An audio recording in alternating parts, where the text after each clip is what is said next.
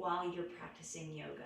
So some of us just jump into these yoga classes and we go, and sometimes taking things a little bit slower and working on alignment can really change your practice. So I'm going to break down postures today, and maybe it's something that you don't necessarily do, but maybe you just put on while you're doing dishes, and if something is like, oh, I wanted to try that one, then jump in and give it a try. All right, so I think we all know what child's pose is. We can start there. I'm not going to go into detail on some of the more simplistic ones, but we'll work through this like it's a flow, and we'll just take each of the postures in this simple flow. We'll break them down a little bit when we're in them. So meet you in child's pose, knees wide, toes together, fingers spread nice and wide and forward on the mat. And what I like to think about when I'm in child's pose is anything that is tight on my body, which is usually shoulders, sometimes it's the glutes, definitely the space where my bra strap is, that middle thoracic, middle back, and I breathe deep into those areas. So take 3 breaths just to settle in and find those tight spots, and then take 3 more and bring breath and awareness and release those tight spots. You can sigh out of the mouth. Sometimes that gets a little bit more space. Pelvic floor is coming up as you bring the air down on the inhale. Exhale up, pelvic floor, air out. I'm not thinking about clenching my pelvic floor here or doing any type of kegel. I'm actually, as I release and pelvic floor comes up, I'm just relaxing it. And that allows my hips to sink a little deeper. It allows my ribs to move a little bit more. Good, and slowly roll after those couple of breaths into tabletop. Tabletop, wrists under the shoulders. Now I don't have a mirror here, but I'm just feeling this out, and knees under hips. So you might have to walk your knees back a little bit or walk them forward a little bit. And then kind of just get your grounds. Maybe it's a little bit of circling, fingers strong, so that you feel good and the whole hand is working. I always think of a suction cup in this part of my hand.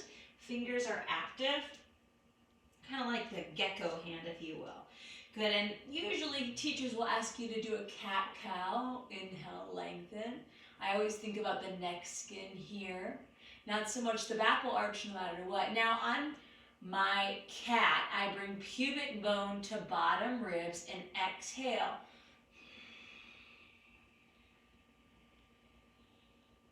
Pushing the earth away. Legs can just be inhale, lengthen. Maybe shoulder blades or traps down the back versus pulling shoulders away from ears. You may feel more back there. Tuck and round on your exhale, pubic bone to bottom ribs. Inhale, open the heart.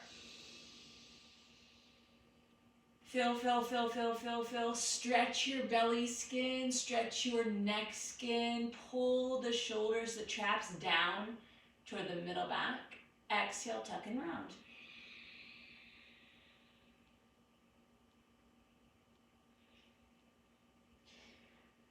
Good, a neutral spine. I always like to you can find your hip bones and your pubic bone. And a neutral spine, you're going to kind of bring that into alignment. So if you tuck your hips under, then you're going to have that posterior pelvic tilt. So you got to bring that pubic bone in. Whoop. If you have an anterior pelvic tilt, you may have the pubic bone behind the hip bones or the ASIS. So bring that into alignment, and you're going to keep this in your tabletop. So you can just give that feel. And that way you know that you've got a neutral spine for you and for your body. Everybody is going to look different. Everybody has bigger glutes or smaller glutes, different femur lengths, all that kind of stuff. We're all going to look different. Tuck your toes. Work yourself into your first down dog. If you have tight hamstrings, keep your knees bent. Just lift the hips up. Feel your glutes stretch here. Press the earth away. Think about pushing the shoulders away from the sockets and let your head hang. Think about a long spine here, and the legs over time can straighten out. Maybe it's just a small pedal to release. And slowly you'll work over time, maybe not today, the heels to the floor.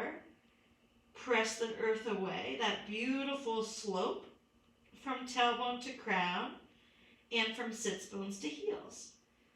When you're in your down dog, I like to think about active heels, active fingers, and then the breath, feeling that back body, especially in the rib cage, to open things up. Pushing the air into the pelvis and then exhale through the crown of the head all the way down. Usually next in yoga, we have you come high on your heels, roll into a high plank. And in your high plank, the crown of the head is stretching forward. You're looking slightly forward, and your shoulders are going to come over your wrists with strong arms and strong leg muscles. Remember, you want to distribute the pressure equal. So it's not the back that's taking the brunt. It's not the abdominals. It's not the arms or the legs. It's all of them. So push forward, and then you can come down to your knees. Just feel how this comes with the chest. Elbows going to stay in towards the body. Release and bring the chest through the shoulders. Good. You can tuck the toes and slowly rock back and find your downward facing dog again. Come high on your heels, tiptoe to the top of your mat. Give yourself a halfway lift. What does that mean? You can place your hands on your shin, bring the weight forward into the balls of the feet, push the crown of the head forward. I like to feel the glutes lengthen here, that hip hinge with a strong core. Lengthen your shoulder blades, your traps down, and just elongate the spine here. And then forward fold to release that. That is some work. Now, legs strong. People will say root to rise. Inhale, lift. Strong arms, strong core, strong crown reaches up. Exhale, palms to heart center, Samastitihi, or Tadasana, palms receiving position. Check in. What are the feet doing? Spread your toes out. Your ankle bone's right in between your big toe and your middle toe, and your second toe. You can see your toes when you look down, so the hips are shifted slightly back. Good. Pubic bone in, crown of the head up. That's your strong posture. Inhale, arms reach. As you forward fold, you can bend your knees as much as you need to. Pull the chest forward. That hip hinge again. Inhale, lengthen a halfway, gentle touch. Think about the check mark or a 7. Hands down, step back. Let's step your left foot back. Your left knee down, low lunge. Untuck the back foot. Press into the front heel. You're going to get strong through this glute. And if you push your hips forward, you'll get strong through this hip. Arms reach up for low lunge, Anjaneyasana. Good, things are active here, especially through the core. I think ribs down, pubic bone in, hips forward, but not so much that you're slouching. Hips forward and up, nice and strong with the arms. Good, fingertips down, palms down. Step the right back, and now you're in plank again. Weight forward, knees, chest, chin if you'd like. Slide the chest through the shoulders. Tuck your toes, hips high, downward facing dog. This time, you can inhale your left toes high. Step your left foot forward. Right knee down. Try the low lunge on this side. Untuck the toes. Press into the heel. That left glute strong. Right hip forward. Ribs down. Arms up. Low lunge. There's a lot going on here, and sometimes we take it so fast that we forget. Keep reaching. What's this rib doing? Can you use your serratus anterior to reach up versus your shoulder? Good. Place your hands down. Step your right to meet your left. Inhale halfway. You're getting it now. Exhale, fold. Inhale, arms up. Sometimes you'll take a side body stretch, and when you do that, ground your feet down and keep your 2 shoulders and your 2 hips in one line. Bring this backside rib down. Keep the pubic bone, the belly in. Inhale up. You're using the strength of your muscles to move the spine. Inhale, lengthen. So I want to flare out here, but actually I want to bring ribs down, pubic bone in, get strong. Inhale. And exhale as you tilt. Inhale up. Exhale, forward fold. Inhale, lengthen. Exhale, plant your hands, step back, high to low. This time, let's try Chaturanga Dandasana. Legs strong, arms strong, shift the weight forward. Elbows in, 90 degrees, tops of the feet down, chest through. Shoulders can be down the back, shoulder blades, scapula can. Fingers strong, slight bend in the elbows. I think fingers strong and active. Now just roll over the toes, lift the hips high for downward facing dog. Adho Mukha Svanasana. And then you're going to recycle your breath here. Think in the breath, can you spread the glutes, the sits bones open, slide glutes to heels to lengthen, and tailbone to crown, arms strong, lengthen. Bend your knees, step, hop, travel to the top. If you're traveling, you're exhaling to get the strength. Any type of strength movement in yoga, it's going to be an exhale. That way you can use your pelvic floor to really push to that next space, and you can brace the body doing so. Fold, inhale, arms reach, strong, strong, strong. Exhale, palms to heart center. Now let's move in. That was a sun A.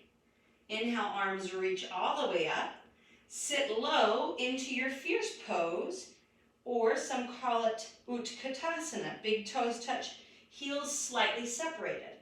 Check in now. How low can you sit with the form strong? I rotate through my baby pinky finger so that the triceps work and the serratus anterior can work. That way the shoulders are not holding your arms up by themselves. Ribs down, pubic bone in, that slight tuck of the tail so that you can feel the glute stretch. Look up and reach up, breathe.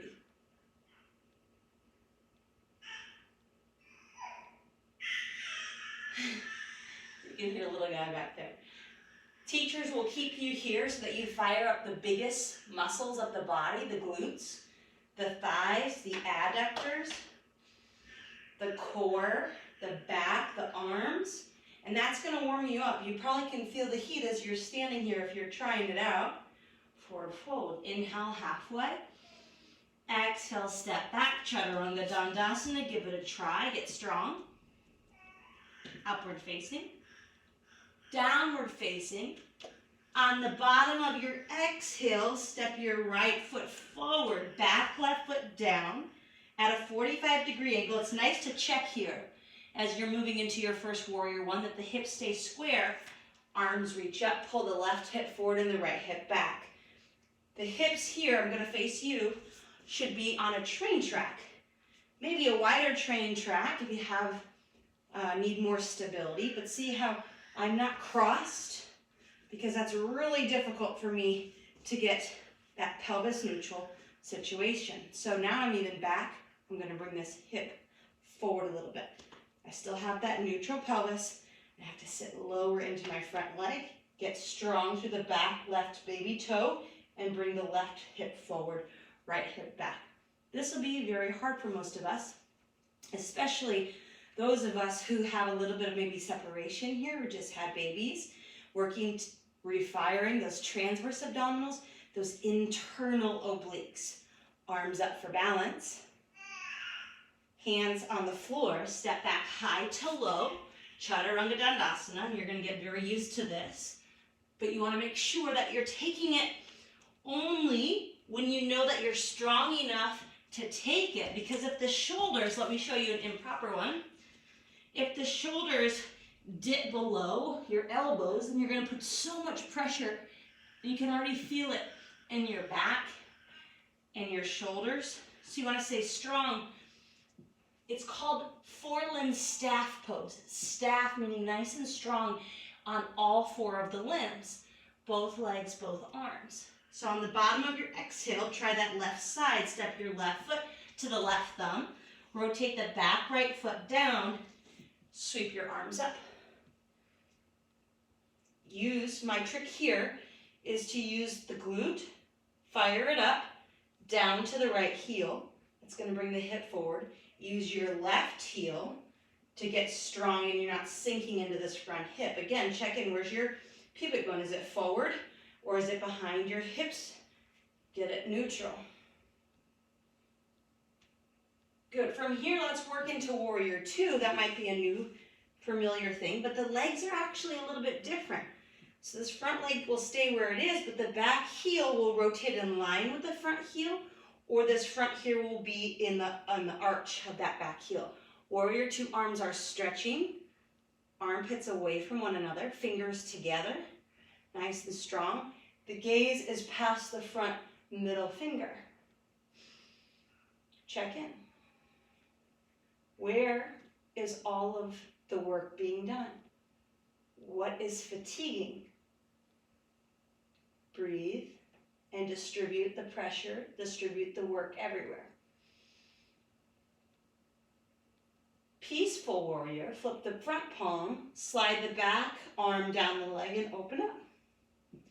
Side body stretch, right rib cage can open, nice strong legs still, core still engaged. Breathing still there. Cartwheel your hands down and flow high to low. So those are warrior one, warrior two, Virabhadrasana 1, Virabhadrasana 2. Now let's check in, what is a warrior 3? So if I'm moving into warrior 3, you can do it from this high lunge or high crescent. Push off into the foot and bring the arms by the side. So in your warrior 3, that's the balance work. This right hip is higher than the left. So you're gonna bring it down. You can always put your hand on your sacrum there. That neutral pelvis. Glute working all the way out through the heel. Core still engaged, not slinking down. Arms by your side, crown of the head reaching forward.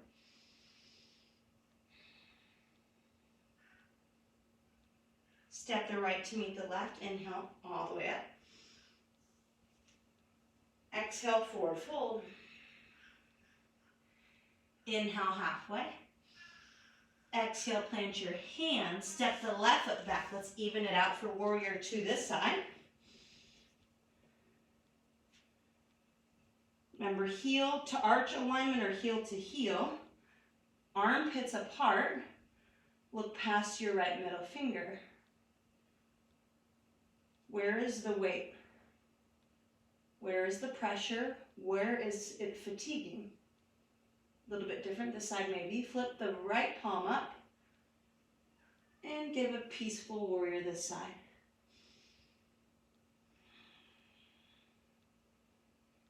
Cartwheel your hands forward. Frame the front foot, come up to high lunge. Whenever you're moving into a balanced posture, think about pubic bone to belly button for stability. Nice and strong. Come forward, use the glute. That's the way. Hips square, find the sacrum. Belly and heel pushing away from you. Arms stretch back for balance.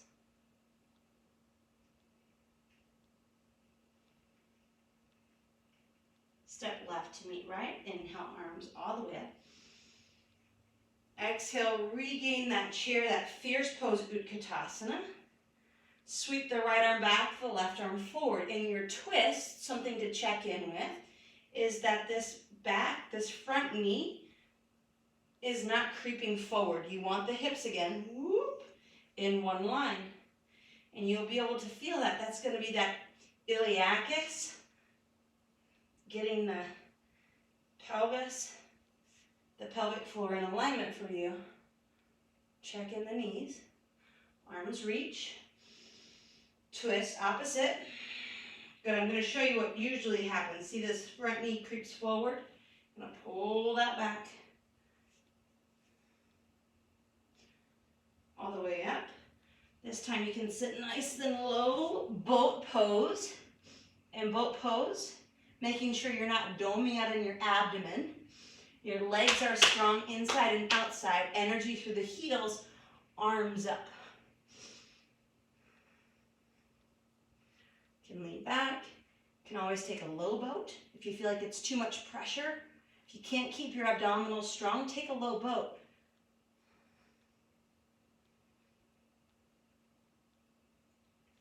Good, you can roll on your back, cross at your ankles, palms down, step back to high plank. Back into your high plank. Let's try side plank. Side plank, you're going to just rotate your feet. And usually in yoga, we're going to bring our hips back for more balance. But I like to think stack hips. That front hip is going to look like it's facing down a little bit. Shift the weight forward so that the wrist is under the shoulder and reach up. Distribute the weight again. Core strong, hips strong, legs strong, arms strong. From here, if you've never heard of it, wild thing, you can slide the top foot up. Place it down the ball of the foot. Lift the hips up. Reach the arm back. So wild thing again is this wonderful space to open up the front side of the body, but the fingers are still working, the wrists, the shoulders still working even. Find three-legged downward facing. Good, and if a teacher ever asks you to bring knee to nose or a little abdominal work like that, I always think, especially after having kids and having to rework those lower abdominal muscles, pubic bone to bottom rib as you curl in. So bend the knee a little bit, but really it's pubic bone in to really round, step. And then all the way up. Drop the bottom knee down. Straighten the front leg. Bring the chin forward. This posture is sometimes called half split. Full split, I think most of us are familiar with. Bringing that back, foot back, tucking the toes, chin forward. But that half split just allows us to work the hamstring, chin over the toes, long spine.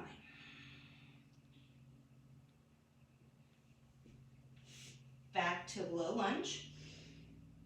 Fingertips down, back toes tuck. You can come into a wide pyramid or you can step the back foot in a little bit.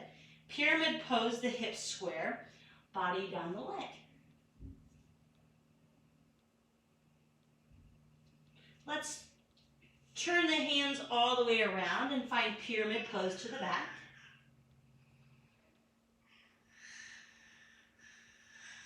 Bend your bottom knee, arms up, low lunge. Straighten the front leg for the half split. Hurdler stretch, some may call it.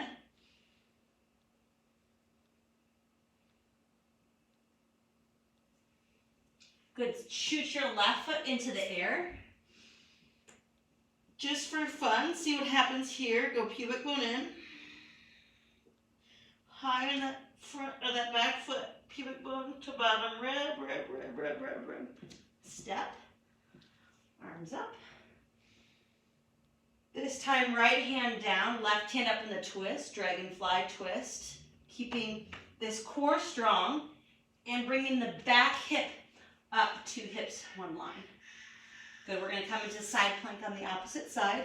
Remember, hips in line, wrists under shoulder, arms up. Distribute the pressure. Slide the foot up. Find wild thing. Push the hips up. Reach the arms back.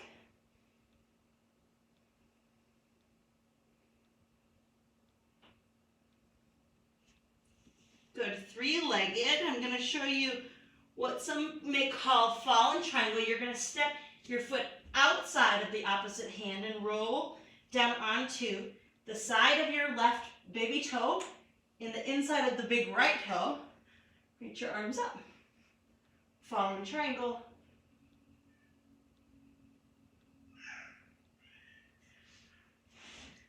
Good, come back. Come down, knees, forearms down. A really nice trick that I like to do whenever you're working in your forearms is to grab opposite elbows. going to show you from here. Release the arms, place them down, and then see how I'm just going to come in just an inch with my elbows, and then I'm going to push them out. That way the outside of my bicep, tricep, shoulder, even my trap is going to work here. So anytime you're working that way, you're stable and you've got proper alignment.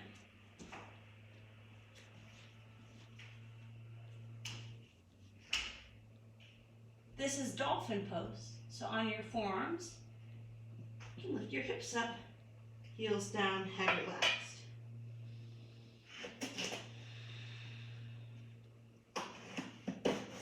A lot of options in your dolphin pose to get strong to the arms.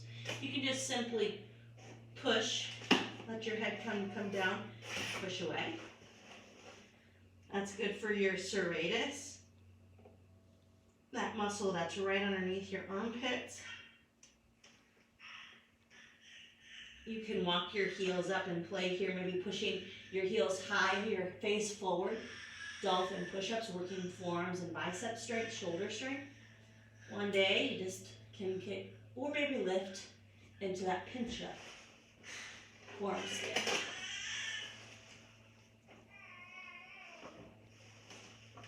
Push away, push away.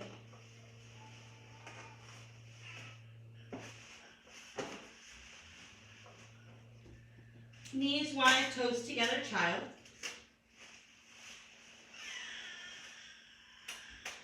Thread the needle, right arm under is going to be a nice shoulder stretch that you can always take. Taking a bind is going to give you that opposite shoulder side stretch.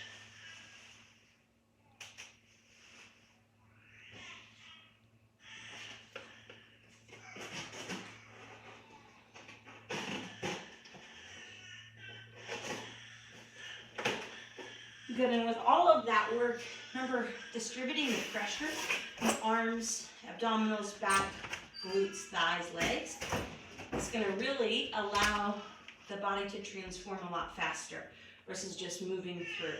Sometimes our joints and our ligaments want to move for us, and if we can utilize the muscles to be static or to hold us strong, then we're going to get a lot more benefit out of the yoga. More fatiguing, that's for sure, but utilizing breath throughout.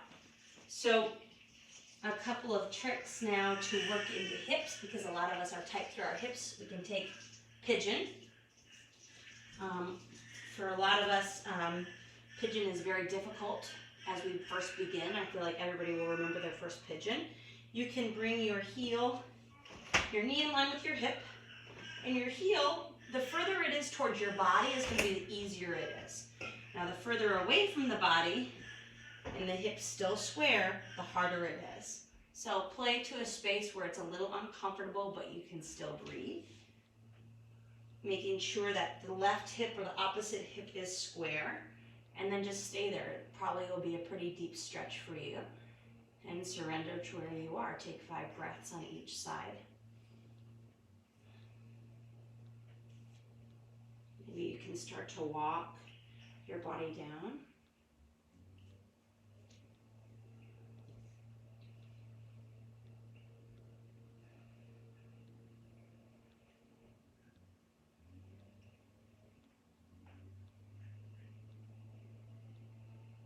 A pose to continue this stretch is called fire log. So you're going to bring your opposite foot in and keep the same hip that you were stretching on, the leg will be on top because you're still going to stretch that bottom leg. Fire log is going to be both shins parallel, both feet flexed. And then if it's available, you can come forward.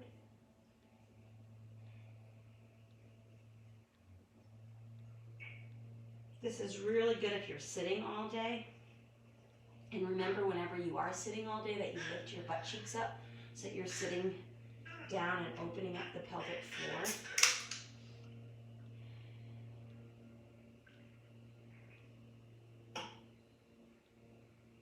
Bring that top leg back and find pigeon on your left-hand side. That even feels good.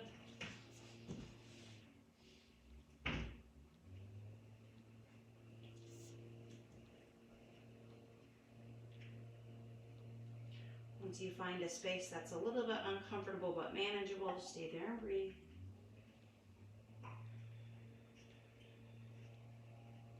Remember, whenever you're doing any hip work, because we are bending the knees should never be a factor. So if you feel any of this in your knees, then please back off, come out of the posture.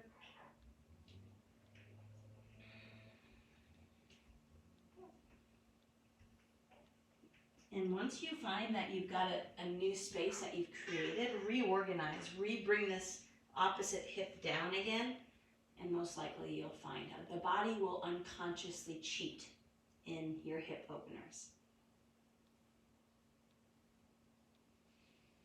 So once it gets comfortable, make it uncomfortable again so that you can sink back in.